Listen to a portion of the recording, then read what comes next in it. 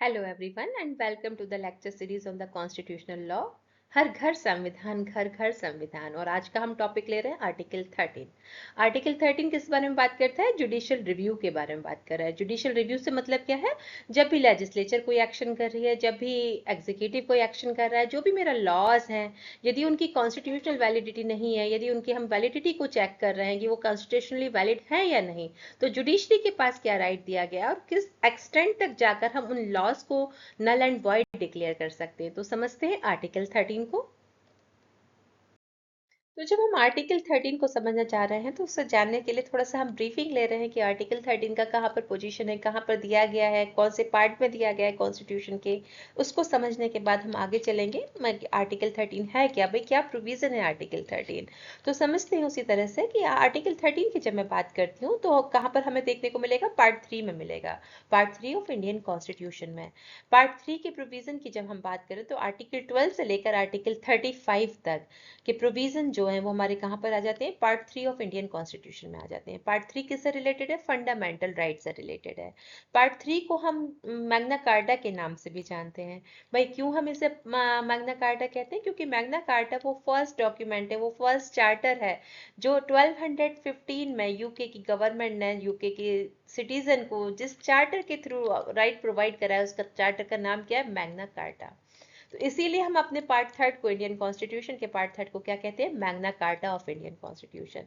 Similarly bill of right, bill of right क्या है? Bill of right भी वह डॉक्यूमेंट है, वो चार्टर है जिसके थ्रू यूएसए की गवर्नमेंट ने 1618 में यूएसए के सिटीजन्स को राइट प्रोवाइड कराए थे।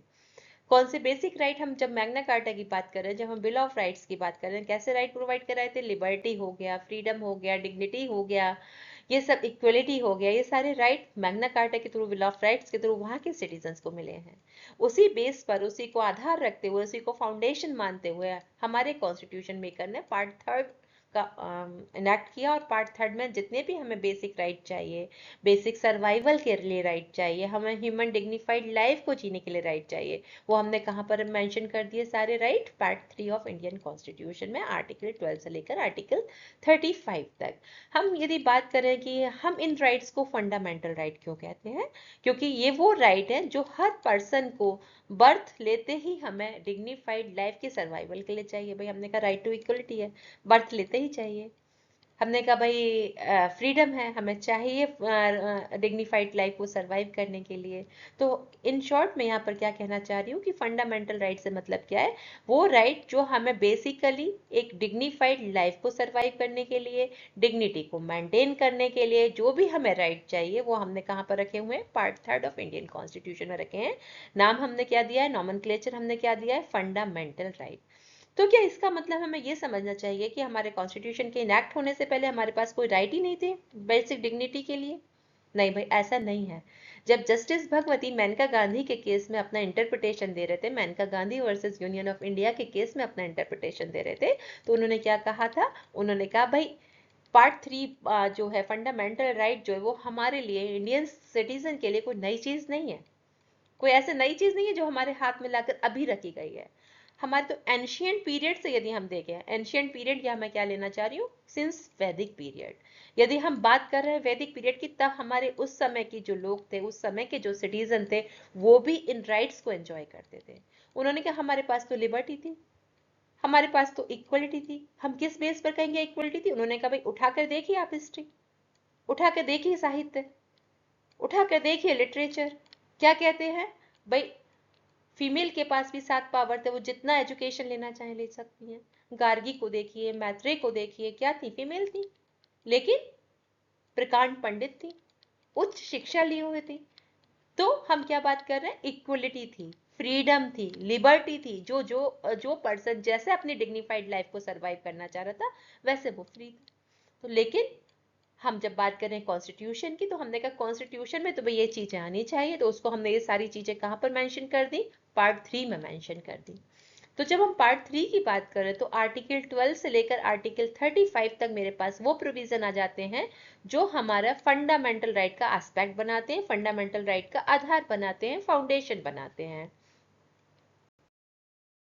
जैसा कि अभी मैं बता रही थी कि हम जब पार्ट 3 की बात करते हैं, आर्टिकल 12 से लेकर आर्टिकल 35 तक के प्रोविजन पार्ट थर्ड में दिए गए। तो आर्टिकल 12 किसको डिफाइन करता है? स्टेट को डिफाइन करता है। यहाँ पर मैं थोड़ा सा ब्रीफ में ले रही हूँ क्योंकि स्टूडेंट का ये क्वेरी बहुत आता है कि मैम हमें याद नहीं रहता है कि किस आर्टिकल को हम कैसे याद करें, वो बताइए। तो यहाँ पर जस्ट मैं शो करना चाह रही हूँ, जब मैं फंडामेंटल राइट के बारे में बात कर रही हूँ तो फंडामेंटल राइट मुझे किसके केस में मिले हुए हैं? स्टेट के केस में मिले हुए हैं। और स्टेट की डेफिनेशन कहाँ दी गई है? आर्टिकल 12 में दी गई है। तो आर्टिकल 12 में स्टेट में जितने भी पर्सन आ रहे हैं उनके पास क्या राइट नहीं है? उनके पास राइट नहीं है कि वो किसी भी तरह का लॉ बनाकर, किसी भी तरह लॉ को एग्जीक्यूट करके मेरे फंडामेंटल राइट का वायलेशन करें। यदि कोई लॉ मेरे फंडामेंटल राइट के कॉन्ट्रडिक्शन में जा रहा है, मेरे फंडामेंटल राइट के वायलेशन में जा रहा है, कोई एग्जीक्यूटिव एक्शन मेरे फंडामेंटल राइट के वायलेशन में जा रहा है, तो क्या राइट है? किसको राइट है? जुडिशरी को राइट है। क्या राइट है? जुडिशियल रिव्यू का राइट। और वो जुडिशियल रिव्यू का राइट कहाँ दिया गया है? आर्टिकल 13 में दिया गया है। आर्टिकल 13 क्या कह रहा है? जुडिशरी के पास क्या राइट है? वो लेजिस्लेचर के एक्शन को रिव्यू कर सकता है।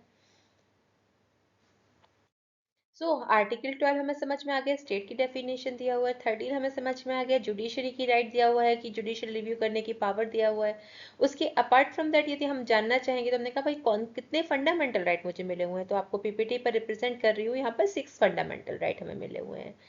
अब 6 फंडामेंटल राइट हमें कौन से मिले हुए? हमने कहा राइट टू इक्वलिटी हो गया। कैसा right to equality? Mean equality को हम बिलीव कर रहे हैं। हमने कहा इक्वलिटी बिफोर लॉ हो गया, no discrimination at public places हो गया, no discrimination at public services हो गया। इसके अलावा हमने कहा भाई अनटचेबिलिटी का हमारे पास आ गया, हमने कहा टाइटल को प्रिजर्व करने का आ गया। ये सारे हमें कहाँ पर मिले हुए हैं? राइट राइट टू इक्वलिटी में हमें ब्रॉड टर्मिनोलॉजी हमारी आ गई, article 14 to 18 different aspect of equality has been given. हमने कहा सेकंड फंडामेंटल राइट कौन सा है हमारा? राइट टू फ्रीडम है। जब मैं राइट टू फ्रीडम की बात कर रही हूँ तो यहाँ पे मैंने कहा कहाँ से कहाँ तक प्रोविजन है? भाई आर्टिकल 19 से 22 तक प्रोविजन है। तो इसमें डिफरेंट टाइप की फ्रीडम को प्रिजर्व किया गया। हमने कहा भाई freedom to speech and expression आ गया, फ्रीडम टू फॉर्म असेंबली आ गया, फ्रीडम टू फॉर्म एसोसिएशन आ गया। हमने कहा अपार्ट फ्रॉम दैट हमने कहा कि भाई लाइफ एंड पर्सनल लिबर्टी आ गया। हमने कहा और भी प्रोविजन इसमें हो सकते हैं। कौन से प्रोविजन है? भाई आपको किसी एक ही ऑफेंस के लिए 2 बार पनिश नहीं किया जा सकता, आपको अनलॉफुली डिटेन नहीं किया जा सकता। ये सब हमें कहाँ पर मिल जाएगा? 19 से 22 तक ये हमें प्रोविजन मिलते हैं। थर्ड फंडामेंटल राइट हमारा कौन सा आता है? Right against exploitation.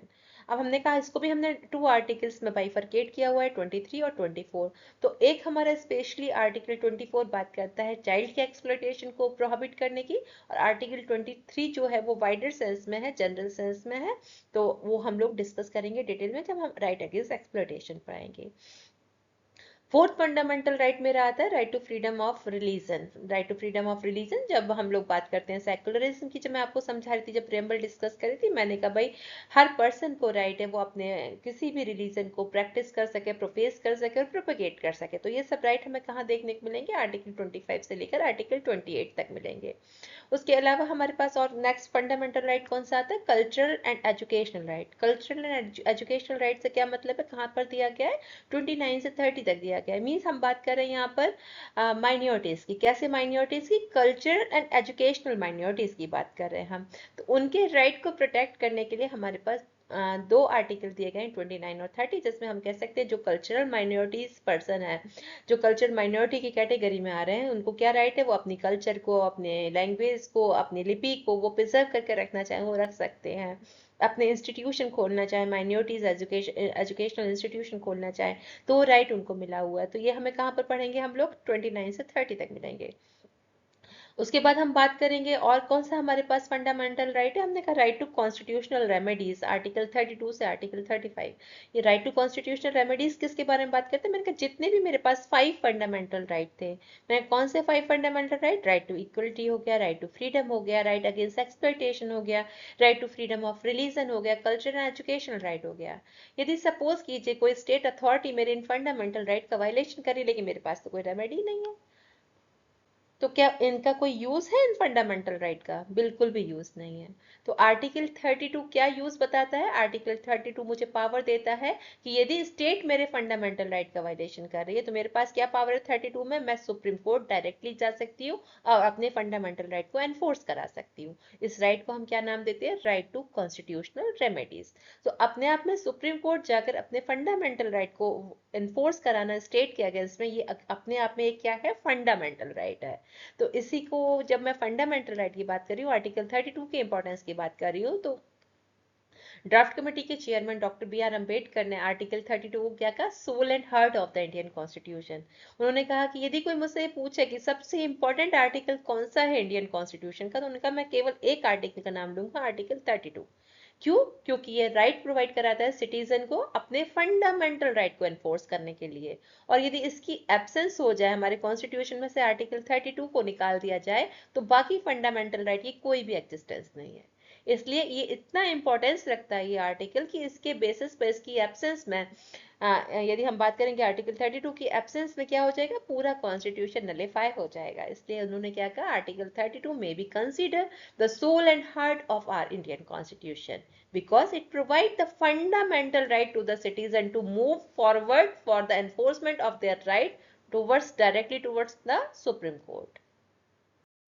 यहाँ पर एक बात और हाईलाइट करना चाहूंगी, आर्टिकल 19(1)(f एंड आर्टिकल 31 जो हैं, जो प्रॉपर्टी से रिलेटेड थे, उनको 44th अमेंडमेंट 1978 के थ्रू रिपील किया गया। अब बात कहाँ है कि आर्टिकल 31 क्या बात करता था, राइट टू प्रॉपर्टी के बारे में बात करता था, 19(1)(f फ्रीडम टू प्रॉपर्टी के बारे में बात करता था। तो यहाँ पर हम हाईलाइट ये करना चाहेंगे कि इनिशियल जब मेरा कॉन्स्टिट्यूशन इनैक्ट हुआ था, तो मेरे पास 7 फंडामेंटल राइट थे, इस तरह से 7 फंडामेंटल फ्रीडम थी मेरे पास में। लेकिन 44th अमेंडमेंट के बाद अब वो कितना हो गया है, 6 fundamental right and similarly 6 fundamental freedom which has been given in the article 19 itself. तो मोटो क्या था इनको रिपील करने का, क्योंकि यदि मैं राइट टू प्रॉपर्टी को एज ए फंडामेंटल राइट रखती, और उस समय हमारे यहाँ क्या जरूरत था, हम जमींदारी एबोलिशन लॉज लेकर आ रहे थे। हम क्या चाह रहे थे कि जितनी भी लैंड है उस पर एक पर्सन का होल्ड ना रहे, हम वेलफेयर सोसाइटी एस्टेब्लिश करना चाह रहे थे। तो जो पॉसिबल नहीं हो पा रहा था, यदि प्रोपर्टियल राइट जो था वो फंडामेंटल राइट रहता, तो इसको हम अपने किस में कन्वर्ट कर दिया, कॉन्स्टिट्यूशनल राइट में कन्वर्ट कर दिया। और आर्टिकल 300A में यदि आप देखोगे तो वहाँ right to property as a constitutional right दिया गया है।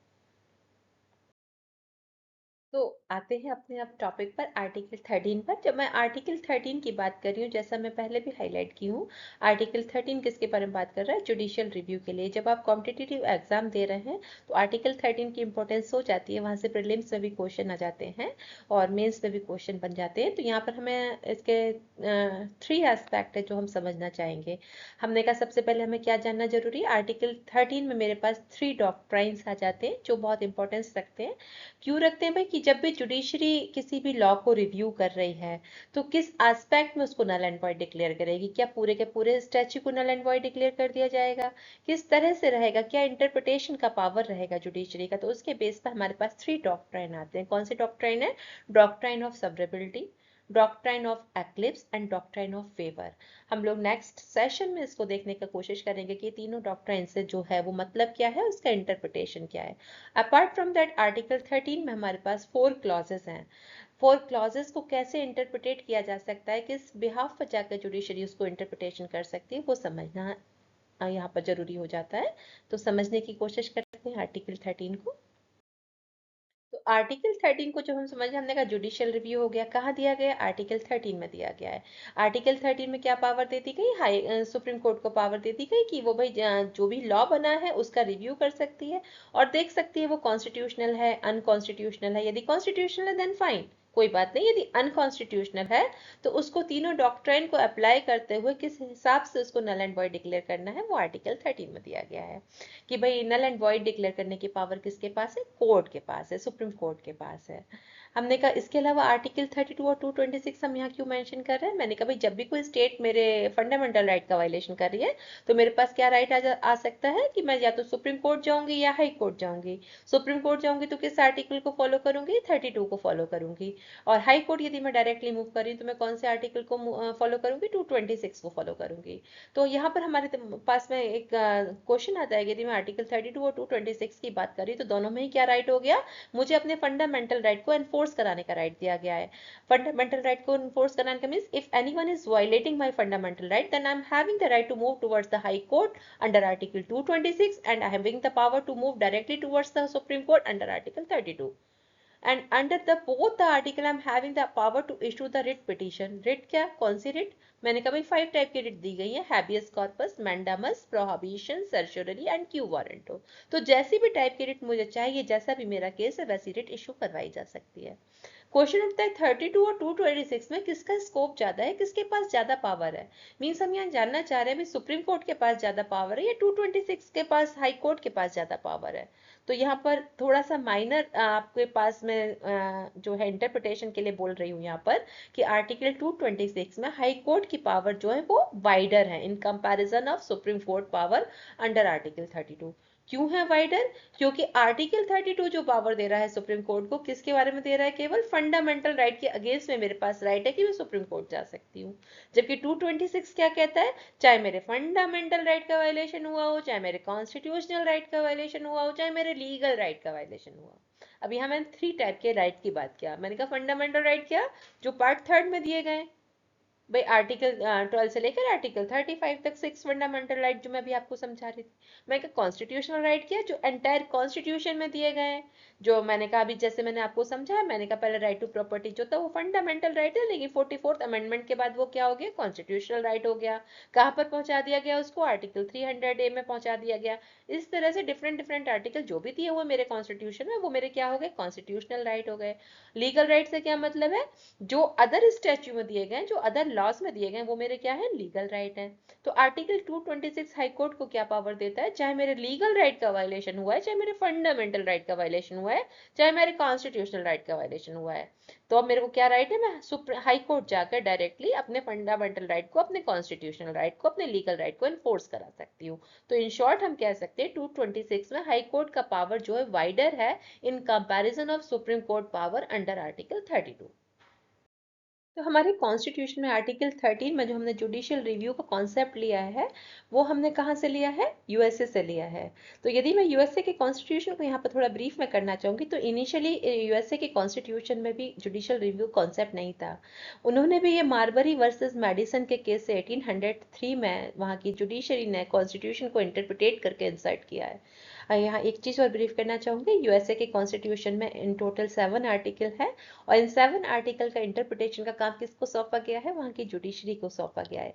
इसलिए यूएसए के कॉन्स्टिट्यूशन को हम जज मेड कॉन्स्टिट्यूशन भी कहते हैं, और इसी जज मेड कॉन्स्टिट्यूशन के बेस पर हम कह सकते हैं कि जुडिशरी ने 1803 में मार्बरी वर्सेस मेडिसन के केस को मेडिसन के केस को इंटरप्रिटेट करते समय वहां जुडिशियल रिव्यू के कॉन्सेप्ट को जो है वहां के कॉन्स्टिट्यूशन में इंसर्ट किया था। लेकिन उसी कॉन्स्टिट्यूशन के प्रोविजन को हमने अपने आर्टिकल 13 में स्टार्टिंग से ही ऑप्ट करते हुए अपने कॉन्स्टिट्यूशन में जुडिशियल रिव्यू के प्रोविजन को प्रोवाइड कराया है।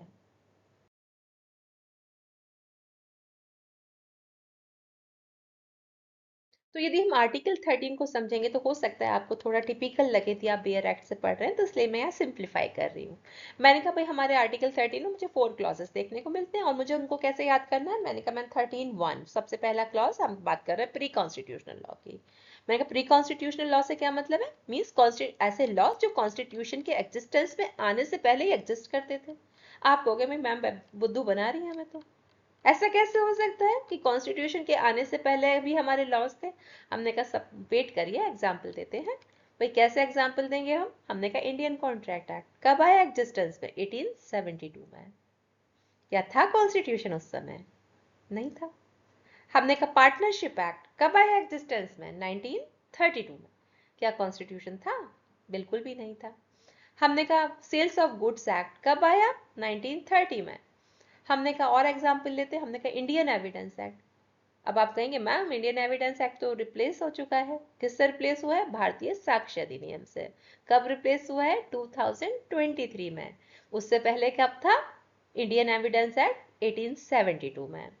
हमने कहा भाई और कौन सा लॉ ले सकते हैं? हमने कहा हम अपना सबसे मेजर लॉ जो सब्सटेंटिव क्रिमिनल लॉ है उसको लेते हैं, आईपीसी। अगेन आप कहोगे मैम रिप्लेस हो गया भारतीय न्याय संहिता से। अब थोड़ा ना, लेकिन तब तो था भाई, 1860 में आया था आईपीसी। तो हम क्या बात करें? प्री एग्जिस्टिंग लॉ की। तो मैंने क्या कहा? Pre constitutional law. तो ऐसे लॉज जो मेरे कॉन्स्टिट्यूशन के एग्जिस्टेंस में आने से पहले, मेरे कॉन्स्टिट्यूशन के इन्फोर्स होने से पहले ही एग्जिस्ट करते थे।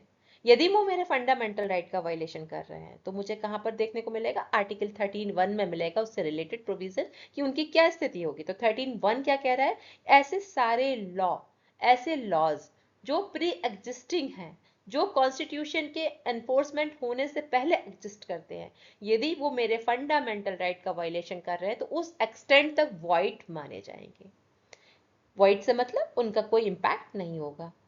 जैसे ही मेरा कॉन्स्टिट्यूशन एनफोर्स हो रहा है, जो तो वो लॉ जो मेरे फंडामेंटल राइट के कॉन्ट्राडिक्शन में, वो क्या होने जा रहे हैं, वॉइड डिक्लेयर होने जा रहे हैं। उनकी कोई वैल्यू नहीं रह जाएगी, उनका कोई पर्पस नहीं रह जाएगा। तो ये मेरा आर्टिकल 13 क्लॉज 1 मुझे बताता है। मैंने कहा पोस्ट कॉन्स्टिट्यूशनल लॉ के बारे में क्या बात करता है मेरा आर्टिकल, मेरा कॉन्स्टिट्यूशन। तो आर्टिकल 13 क्लॉज 2 कहता है कि कॉन्स्टिट्यूशन के कमेंस होने के बाद, कॉन्स्टिट्यूशन के एनफोर्समेंट होने के बाद, स्टेट ऐसा कोई लॉ नहीं बनाएगी जो फंडामेंटल राइट को वायलेट कर रहा है, और यदि बनाती है तो ऐसा लॉ वॉइड डिक्लेयर होगा। तो आर्टिकल 13(1) और 13(2) को देखने के बाद हमें क्या समझ में आता है, क्लॉज 1 मेरे बारे में, क्लॉज 1 जो है वो बात कर रहा है प्री कॉन्स्टिट्यूशनल लॉज के बारे में, जबकि क्लॉज 2 क्या दे रहा है, डायरेक्शन दे रहा है स्टेट को, क्या कहने के, प्रोहिबिट कर रहा है कि आप ऐसा कोई लॉ नहीं बना सकते हैं जो सिटीजन के फंडामेंटल राइट को वायलेट कर रहा है, जो पार्ट 3 का वायलेशन कर रहा है। और इन दोनों ही क्लॉजेस में मेरी जुडिशरी के पास क्या पावर चली जाती, यदि स्टेट ऐसा कर रहा है तो क्या पावर है जुडिशरी के पास, ऐसे लॉज को नल एंड वॉइड डिक्लेयर कर सकती है। अब क्वेश्चन उठता है, जब हम लॉज की बात करें तो लॉज को हम कैसे डिफाइन कर सकते हैं, क्या लॉज को भी डिफाइन करा जा सकता है। तो यहाँ पर फिर एक बात आपको पॉइंट करना चाहूंगी कि जब आप जुडिशरी की यदि आप तैयारी कर रहे हैं या किसी भी कॉम्पिटिटिव एग्जाम की तैयारी कर रहे हैं, तो प्रीलिम्स का क्वेश्चन बन जाता है लॉ की कैटेगरी में क्या क्या आता है और लॉ कहाँ डिफाइन किया गया है। तो article 13 clause 3 is the correct answer, और क्या क्या कैटेगरी में आता है वो देखते हैं। तो लॉ तो हमें एक छोटा सा शब्द समझ में आता है लॉ, लेकिन लॉ में क्या क्या आता है, तो इसमें जब क्लॉज 3 को आप पढ़ रहे हैं तो आपको वहां पर 8 फैक्टर देखने को मिलेंगे। 8 फैक्टर क्या है भाई, लॉ क्या है। तो हमारा आर्टिकल 13 का क्लॉज 3 क्या बात करता है, कहता है लॉ इंक्लूड्स, क्या includes, any ordinance, any order, bye laws, rule, regulation, notification, custom और usages whichever are having the force of law. Means ऐसे कोई भी नोटिफिकेशन, ऐसे कोई भी कस्टम, ऐसे कोई भी यूजेस, ऐसे कोई भी ordinance, order, bye laws, notification, rule and regulation whichever is having the force of law. Force of law से मतलब क्या है, जिसको इनेक्टमेंट बनाकर, जिसको इंट्रोड्यूस कर कर, जिसको किसी अथॉरिटी ने पास किया, वो सब क्या है, लॉज की कैटेगरी में आते हैं। तो आर्टिकल 13 क्लॉज 3 हमें क्या बता रहा है, हमें ये बता रहा है लॉ से मतलब ये नहीं है कि स्टैच्यू पास हो गया, लॉ से मतलब क्या, यदि नोटिफिकेशन भी निकाल दिया गया, यदि नोटिस भी इशू कर दिया गया, यदि रूल पास कर दिया गया, यदि रेगुलेशन पास कर दिया गया, यदि ऑर्डिनेंस पास कर दिया गया, वो भी क्या कहलाएगा, लॉ कहलाएगा। और इन सब चीजों में रहते हुए, इन सब पेरीफेरी में भी यदि आप कोई भी नॉर्म्स बना रहे हैं जिससे हमें कंट्री को गवर्न करना है, तो वो क्या नहीं होना चाहिए, पार्ट 3 के अगेंस्ट में नहीं होना चाहिए, पार्ट 3 के कॉन्ट्राडिक्शन में नहीं होना चाहिए। यदि है तो इसको हम क्या मानेंगे, नल एंड वॉइड डिक्लेयर कराने का पावर हमारे पास है। अब लास्ट हमारा पॉइंटर यहाँ पर आता है 13 क्लॉज 4। तो आर्टिकल 13 क्लॉज 4 इनिशियली मेरे कॉन्स्टिट्यूशन में नहीं था, इसको हमने किससे इंसर्ट किया है, 24th अमेंडमेंट एक्ट से इंसर्ट किया है। 24th अमेंडमेंट एक्ट कब एग्जिस्टेंस में आया था, 1971 में आया था। अब यहाँ पर थोड़ा सा और यहाँ ब्रीफ लेंगे। 24 अमेंडमेंट एक्ट की जब हम बात कर रहे हैं तो किस केस लॉ के रिपरकशन में ये आया था, किस केस लॉ का कॉन्सिक्वेंस था जो हमें जो लेजिस्लेचर को आर्टिकल 24 को इनेक्ट करना पड़ा। तो गोलकनाथ का केस है, जो गोलकनाथ का केस का जो जजमेंट आया था, उसको थोड़ा सा नलीफाई करने के लिए लेजिस्लेचर ने क्या किया, 24th अमेंडमेंट एक्ट लेकर आई थी।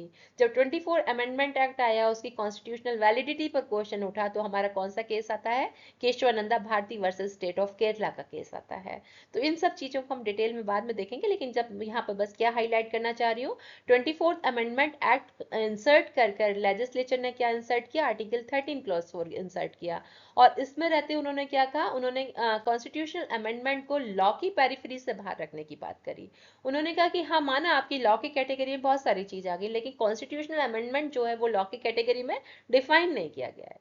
जहां कॉन्स्टिट्यूशन मेकर ने इतने सारे पॉइंटर लिखे हैं कि लॉ क्या है, तो वो एक चीज कॉन्स्टिट्यूशनल अमेंडमेंट भी डाल देते। तो यहाँ पर पार्लियामेंट क्या कह रही है, nothing in this article means, in this article means nothing in the article of article 13 shall apply to any amendment of this constitution made under article 368।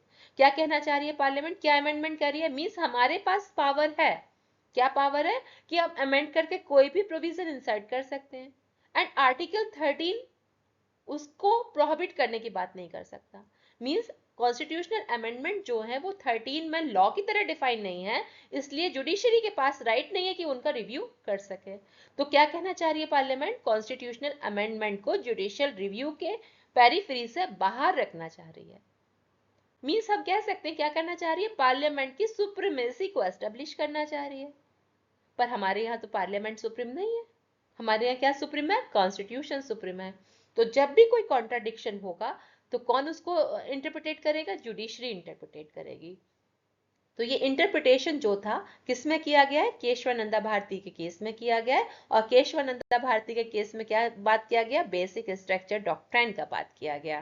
तो इसको हम आगे यहीं से कंटिन्यू करेंगे बट इन नेक्स्ट सेशन। तब तक के लिए बाय बाय।